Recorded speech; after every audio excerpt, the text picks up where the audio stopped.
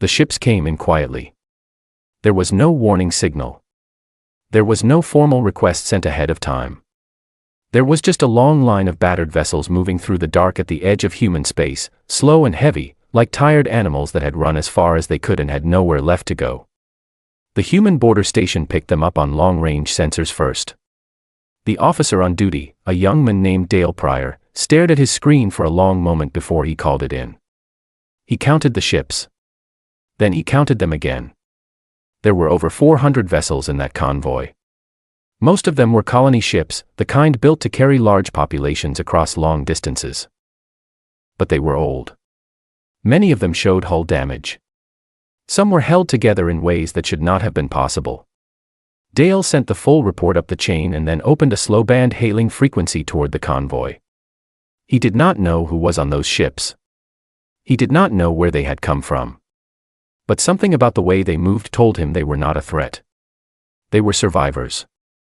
The reply came back after a short delay. The voice on the other end spoke in Velhari, which the translation system handled without trouble. The voice was calm and measured, but there was exhaustion underneath it that no amount of composure could fully hide. The speaker identified himself as Orendal, elder of the Velhari people, and he said simply that his people had nowhere to go and were asking for safe passage through human space. Dale Pryor told him to hold position and that someone would be in contact shortly. Then he sat back in his chair and let out a long breath. Word moved fast after that. Within 6 hours, Greg Holt was aboard a human courier ship heading toward the convoy. Holt was the senior human ambassador to the Galactic Assembly, a man in his mid-50s with short gray hair and a way of speaking that was always quiet and always direct. He had spent 20 years dealing with alien governments, alien politics, and alien crises, and very little surprised him anymore. But when his ship pulled alongside the lead Velhari vessel and he saw the condition of it up close, something moved in his chest that he did not try to name. The hull of the ship was scorched in long black lines. There were patches welded over what had clearly been weapons impacts. Entire sections of the outer plating were newer than the rest, replaced in a hurry at some point during their journey. This ship had been through something terrible, and it was still flying only because the people inside it refused to let it stop. He boarded through a docking tube and was met by 2 Velhari who escorted him without a word to a small meeting room near the center of the ship. The Velhari were a slender species, pale-skinned, with large dark eyes and long fingers. They moved quietly and spoke softly, and even in the worst of situations they carried themselves with a kind of gentle dignity that Holt had always respected. Orendal was waiting in the meeting room. He was old, even by Velhari standards, and the journey had worn him down to something close to the bone. But he stood when Holt entered, and he offered the traditional Velhari greeting with steady hands. Holt returned it and sat across from him. For a few seconds neither of them spoke. Holt looked at the elder and the elder looked back at him, and in that silence more was communicated than most formal speeches could have managed. Then Holt asked him what had happened. Orendal told him. The Kreth Dominion had been pushing into Velhari space for nearly 2 decades, pressing at borders, making demands, signing agreements they had no intention of honoring. The Velhari were not a military people. They were scholars, builders, historians, farmers. They had a small defensive fleet and a long tradition of resolving conflict through negotiation. They had believed, right up until the last moment, that the Kreth could be reasoned with. They had been wrong. The Kreth had not come to negotiate. They had come to erase. In the span of 11 days they had burned 3 Velhari worlds. The planet that had been the Velhari homeworld for 6,000 years was now ash and rock and dead atmosphere. 9 million people had made it onto ships in time. Out of a civilization that had once numbered close to 4 billion, 9 million had survived. Holt listened to all of it without interrupting. When the elder finished, the room was very quiet. Orendal said that he was not asking for war. He was not asking humanity to do anything that might bring harm to humans on behalf of the Velhari. He asked only for safe passage, perhaps a place to stop and rest, and whatever small help could be given without cost to anyone. Holt was quiet for a moment. Then he told the elder that he was going to make a call. He stepped out of the room, found a private corner of the corridor, and opened a secure line to Earth. He spoke with Diane Hollis, the Secretary of Defense, and gave her a full and plain account of everything. He told her the numbers. He told her the condition of the ships. He told her what had been done to the Velhari homeworld. Diane Hollis listened without speaking until he was done. Then she asked him one question. She asked whether the Velhari had anyone else. Holt told her no. There was a pause on the line. Then Hollis told him she would handle the rest and to stay with the convoy. Back in the meeting room, Holt returned to his seat across from Orendal. The elder looked at him with those large quiet eyes and waited. Holt told him that humanity would not be offering safe passage. Orendal's expression shifted, just slightly, the faintest trace of pain crossing his face before he controlled it. Holt continued before the elder could respond. He told him that safe passage was not enough. He told him that there was an uninhabited world in human space called Carven 4, a green and living world with clean water and breathable air and more than enough land for 9 million people to build something new. He told him that Earth was going to designate it as Velhari territory, and that the Velhari were going to land on it and call it home. Orendal stared at him. Holt told him that the paperwork was already being drawn up and that Diane Hollis would have it signed before the convoy reached the border. The elder was silent for a long time. When he finally spoke, his voice was not steady anymore. He asked Holt why. He asked why humanity would give away a whole world, why they would take on the trouble and the risk, why they would do this for a people they barely knew. Holt thought about it for a moment. Then he told the elder that humanity had a long memory. He told him that there had been a time, not so long ago in the scale of things, when humans had understood what it felt like to be pushed off the land they had built and loved and called their own. He told him that humanity had decided, a long time ago, that if they ever had the power to stop that from happening to someone else, they would use it. Orendal looked down at the table. His hands were flat on the surface in front of him, very still. After a moment his shoulders moved once, and then he was composed again. He thanked Holt in a voice barely above a whisper. Holt told him not to thank anyone yet. He told him there was still a long road ahead. What he did not say, not yet, was what else humanity was already planning to do. The land was only the beginning. Carven 4 was everything the reports had promised. The Velhari ships entered orbit 3 weeks after leaving the border station, and the first thing the survivors did was crowd every viewport and screen they could find to look at it. It was green and blue and wrapped in soft white cloud. It had wide rivers and open plains and forests so thick that from orbit they looked like dark carpet laid across the land. It was not their world. It would never be their old world. But it was alive, and it was real, and for people who had spent weeks convinced they would die in deep space, real and alive was more than they had dared to hope for. Orendal stood on the bridge of the lead ship and looked at it for a long time without speaking. Beside him, the young historian Suvak Vel had his recording device running. Suvak was in his mid-20s by Velhari reckoning, with careful eyes and a habit of writing down everything he witnessed. He had started keeping a detailed record the day they fled their homeworld, and he had not stopped since. He did not write anything when he first saw Carven 4. He just looked at it with everyone else. The landings began the next morning. The Velhari came down in groups, organized and calm, which was remarkable given everything they had been through. They were a careful people. Even in grief, even in exhaustion, they moved with a kind of measured patience that spoke of deep roots and long habit. They chose a wide valley in the northern continent for their first settlement, a place with a river running through it and good soil on either side. Within a week, the first temporary structures were going up. They were still building those first structures when the human ships arrived. It was not 1 or 2 ships. It was hundreds. They came out of faster-than-light travel in groups, appearing in the space above Carven 4 like a slow tide, and they kept coming over the course of 3 days until the orbital traffic was something Suvak had never seen outside of a major human port.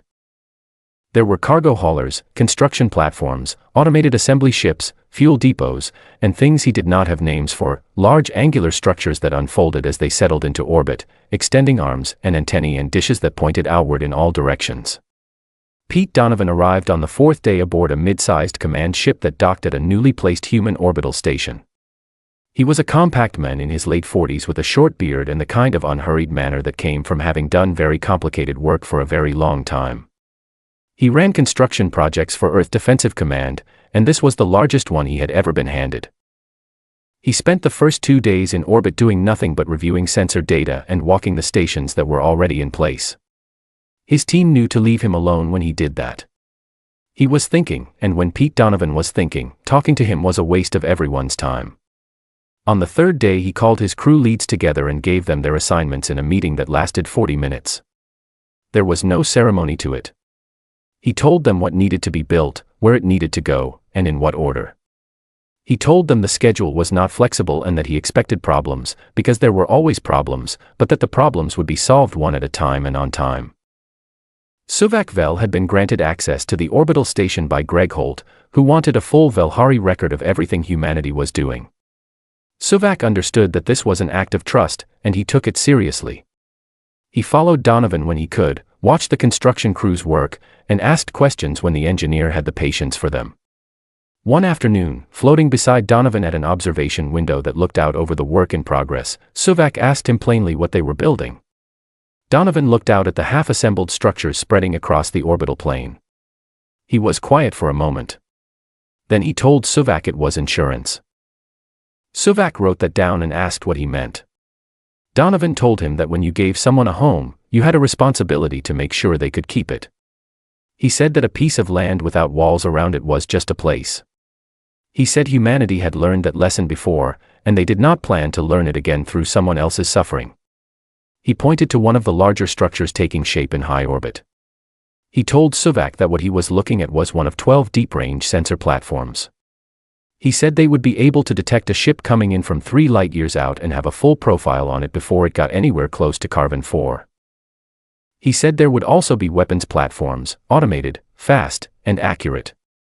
Shield relay stations. Hardened communication arrays. Bunkers on the planet's surface connected to everything above. He said it calmly, the way a builder talks about materials and measurements. Suvak asked him how long all of this would take. Donovan told him about 8 months. Laura Voss arrived with Fleet 7 at the end of the first week. She was a tall woman with a straight posture and short dark hair, and she ran her fleet with a quietness that her captains had learned to read as carefully as a shout. She brought 40 warships and placed them in a wide patrol pattern around the Carven system. She briefed her captains in plain language. She told them that Carven 4 was now a human protectorate world.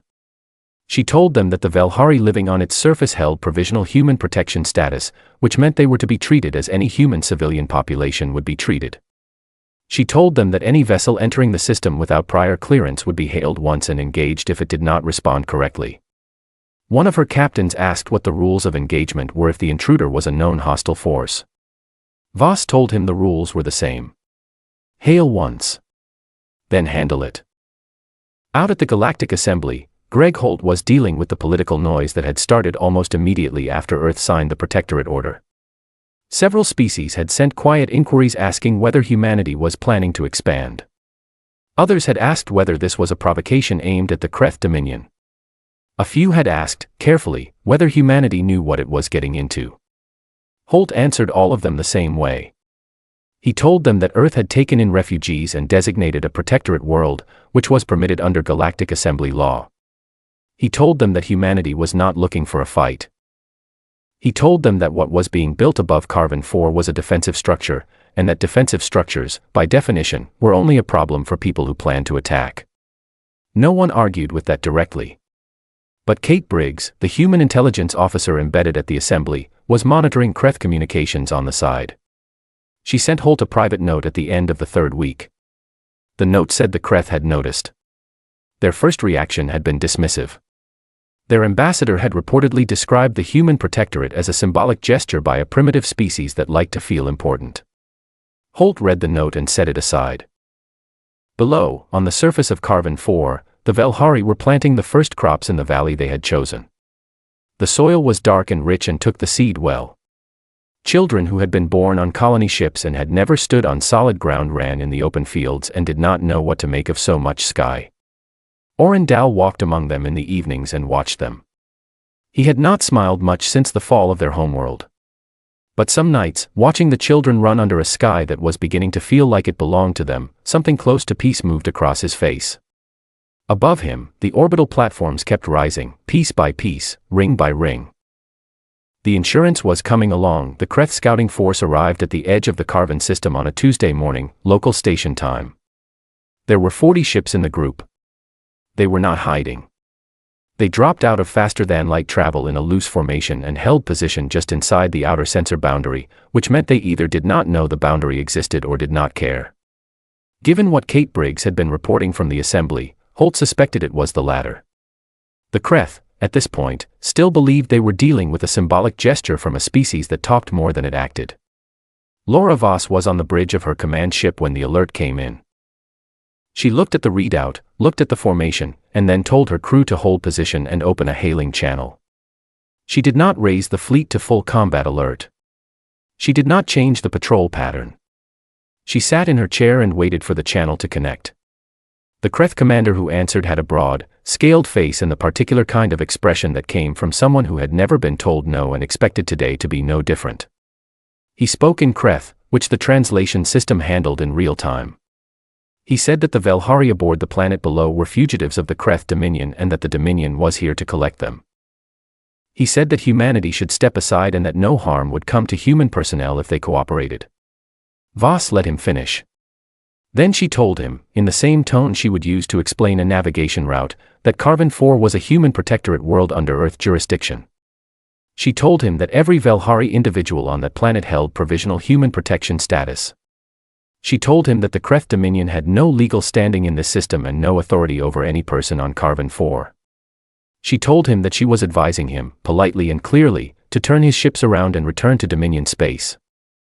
The Kreth commander made a sound that the translation system rendered as a laugh.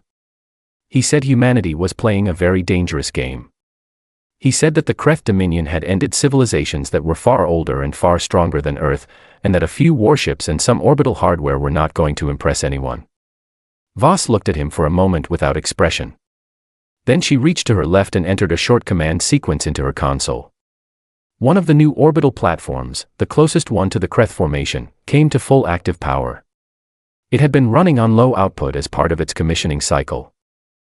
When it powered up completely, every sensor in the Kreth fleet would have seen the energy signature jump.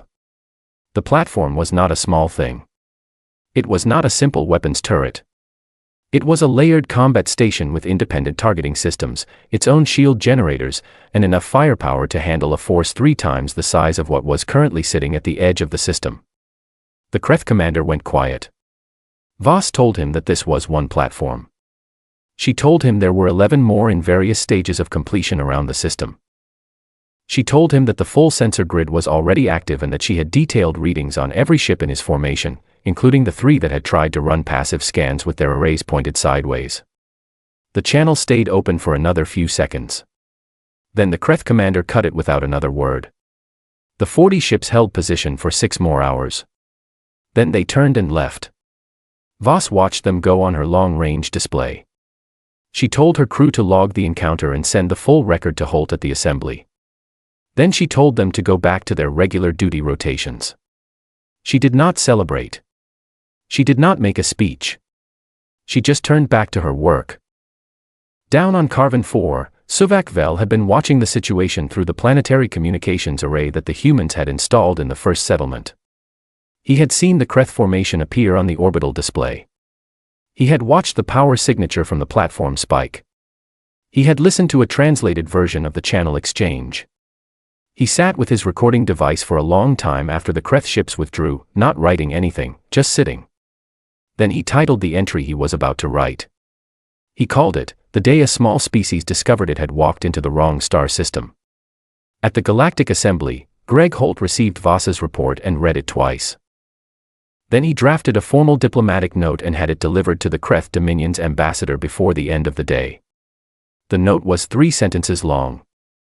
The first sentence stated that Carven 4 was under human protection and that all Velhari residents were under human protection status. The second sentence stated that any aggressive action directed at Carven 4 or its population would be considered an act of war against Earth and would be responded to accordingly. The third sentence stated that humanity did not issue this kind of note a second time. Holt signed it, sealed it, and handed it to the courier. Kate Briggs intercepted the Kreth ambassador's response to the note through her monitoring channels. The ambassador sent a public statement calling the note an overreach by a young and arrogant species that had no understanding of how power worked in the galaxy. He used phrases that were meant to sound dismissive but that Briggs, who had spent years reading Kreth political language, recognized as something closer to nervous. She sent Holt a short message that said, "They are worried. They just cannot say it out loud yet." Holt wrote back, "Give them time." Oren Dow was told about the scouting force and the channel exchange by one of Holt's staff. He listened to the full account in his small office in the settlement, a plain room with a window that looked out over the river valley. He was very still while he listened. When the staff member finished, he asked one question. He asked whether the humans had been afraid. The staff member thought about it honestly. Then she said she did not think so. The elder nodded slowly. He did not say anything else for a moment. He looked out the window at the river and the fields and the children who were still running in the open air as though the whole exchange had happened on another world entirely, which for them it had. Then he asked her to thank Commander Voss on his behalf. The message was delivered. Voss read it in her bunk that night before she went to sleep. She folded the printed copy and put it in the small box she kept under her bunk where she kept things that mattered. She did not write a reply. She was not good with that kind of thing. But she kept it. Back at the construction platforms, Pete Donovan was looking at the schedule. The sensor grid was complete. 7 of the 12 weapons platforms were fully active. The shield relay network was 60% done. He had a crew running double shifts on the remaining platforms, and he had already identified the 3 bottlenecks that were slowing progress and had plans in motion to clear all 3 of them. He was not worried about the Kreth scouting force. He had been told about it and had simply filed it under expected and moved on. What he was thinking about was the note that Holt had sent. 3 sentences. No second notice. Donovan had worked with military people long enough to know what that language meant. It meant that whatever came next would not be a scouting force of 40 ships. It would be something bigger and it would come faster than the Kreth thought. He called his crew leads and told them the schedule had just become more inflexible than before. Nobody argued. They had all read the same reports. The work continued. The Kreth war fleet arrived 6 weeks after the scouting force left. 320 warships came out of faster-than-light travel in a broad front spread across the outer approach to the Carvan system. It was the largest force the Kreth Dominion had deployed outside their home territory in 50 years. They came in with their shields active and their weapons hot, and they came in fast, burning hard toward the inner system where Carvan 4 sat waiting. Admiral Carl Webb was already there. He had arrived 9 days earlier with the full weight of Earth Defensive Command behind him. Fleet 7 was still in place. Webb had added 4 more fleet groups to it, positioning them in a layered formation that, from the outside, would have looked like a standard defensive spread. It was not a standard defensive spread. It was a carefully designed series of overlapping engagement zones connected to the orbital platform network and the sensor grid. Every piece of it had been placed with a specific purpose. Webb had spent those 9 days doing nothing but going over the positioning with his captains and running scenarios. When the Kreth fleet appeared on his display, he looked at it for a long moment. Then he told his crew to hold position and begin passive tracking on all 320 contacts. The sensor grid had already done most of the work. The moment the Kreth fleet dropped out of faster-than-light travel inside the outer detection boundary, every ship in the formation had been logged, measured, and assessed. The grid was pulling engine output data, shield frequencies, weapons charge levels, and crew communication patterns. By the time the Kreth had been in the system for 4 minutes, Webb's tactical team had a more complete picture of the enemy fleet than the Kreth commander probably had of his own. Webb opened a direct channel to the Kreth flagship. The commander who appeared on his screen was not the same one who had spoken with Voss 6 weeks ago. This was a senior officer, decorated and confident, with the kind of bearing that came from a long career of winning. He did not waste time on pleasantries. He told Webb that the Velhari were to be surrendered immediately, that the human ships were to stand down, and that any resistance would be answered with total destruction of every vessel and every installation in the system. Webb let him finish. Then he told him something. He told the Kreth commander the exact number of ships in his fleet. He told him the fleet formation in detail, the 2 flanking groups, the central column, the reserve line held back near the jump point. He told him the estimated fuel reserves on the lead 3 columns based on their approach burn. He told him the names of the 3 senior commanders aboard the Kreth command vessel, including the fleet admiral who was running the operation from a ship 2 rows back from the front line in a position that was clearly meant to keep him out of the first exchange. The Kreth commander's expression changed. Not much. But enough. Webb told him he had 1 hour to withdraw his fleet from the system. He told him that the sensor data would remain on file and that if any of those ships ever came back, it would be pulled up again before they finished slowing down. Then he cut the channel and told his tactical team to begin active targeting locks on the Kreth forward group. The Kreth commander did not respond to the channel offer. He waited for 30 minutes. Then he ordered his fleet to attack. What happened next lasted 4 hours and 16 minutes. The Kreth forward group pushed hard toward the inner system, driving fast and in tight formation the way they had done in every engagement in their military history. Their doctrine was built on speed and mass: hit hard, hit fast, overwhelm the defense before it could organize. The orbital platforms fired first.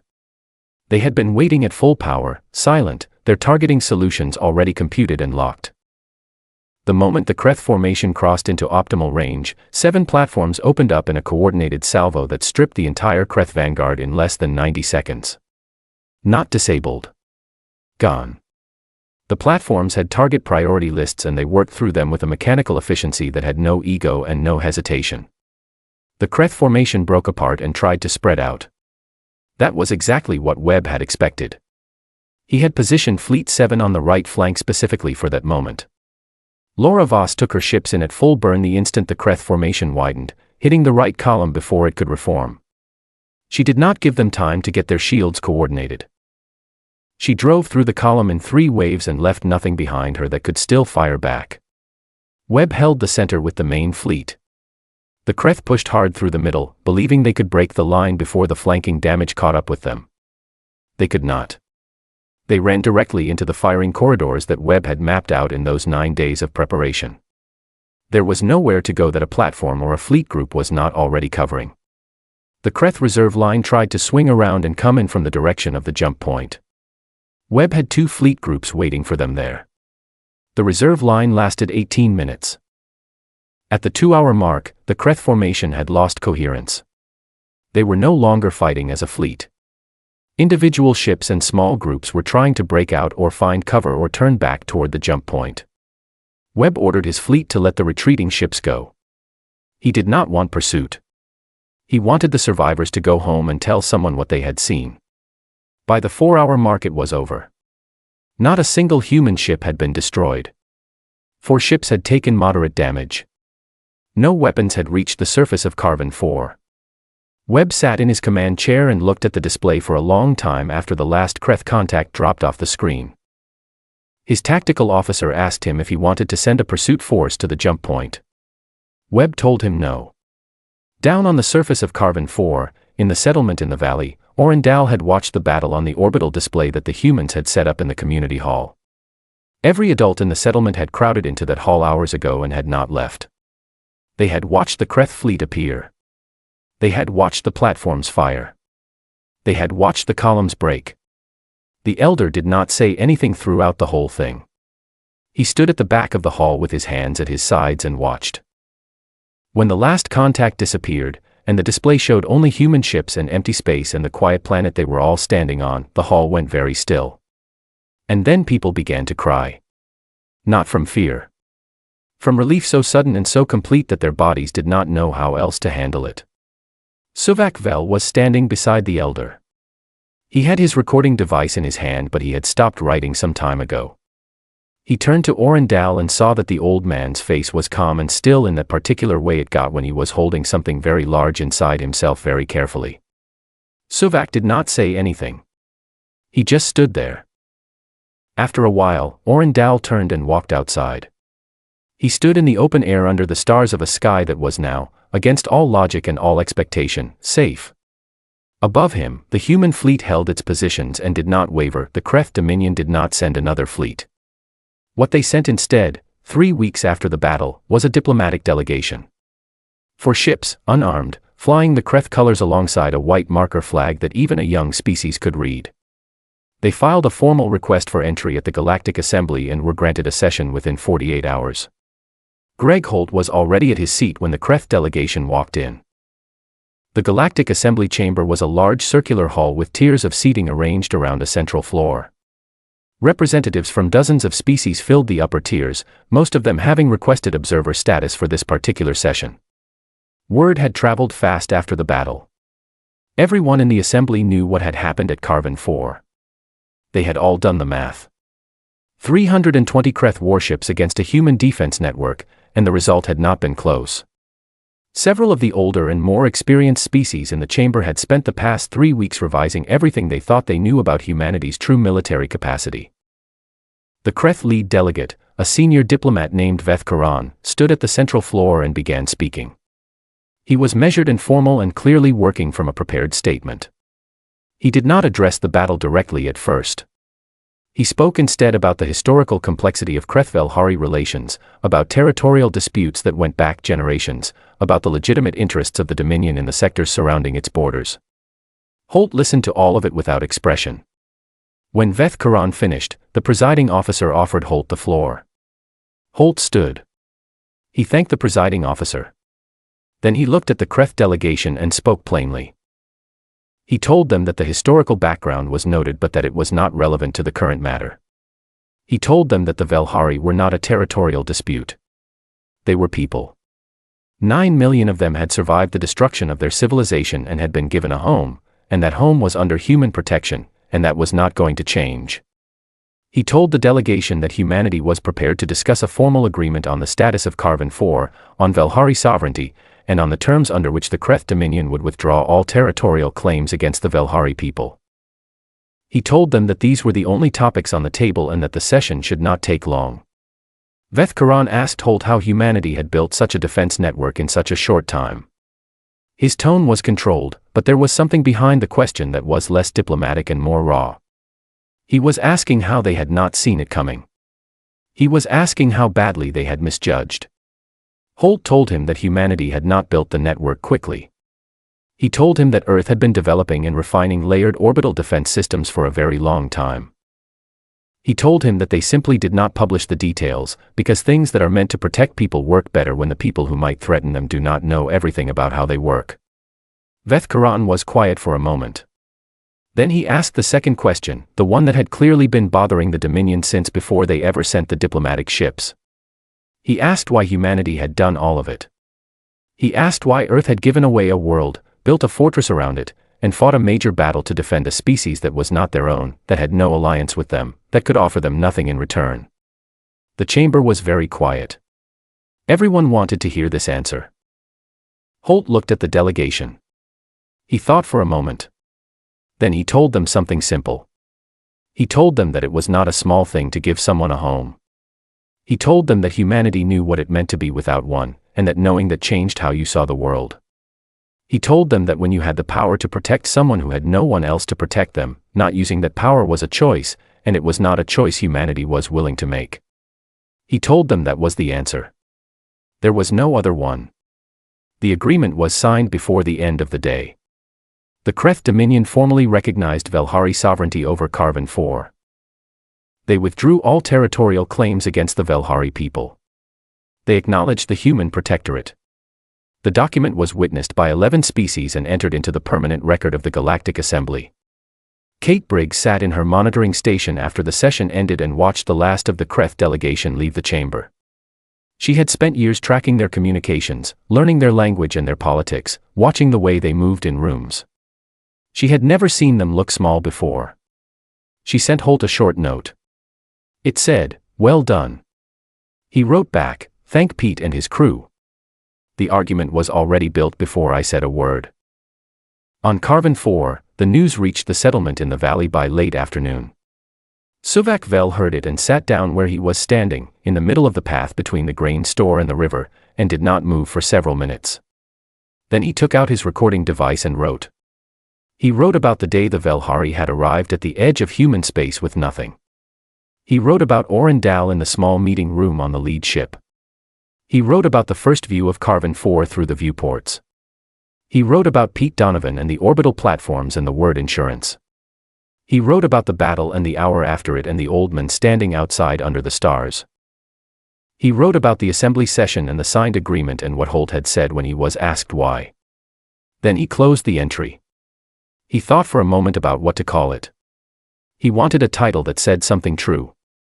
Something that would be clear to whoever read it 100 years from now, when the orbital platforms above Carbon 4 were simply a fact of the sky and not a story with a beginning.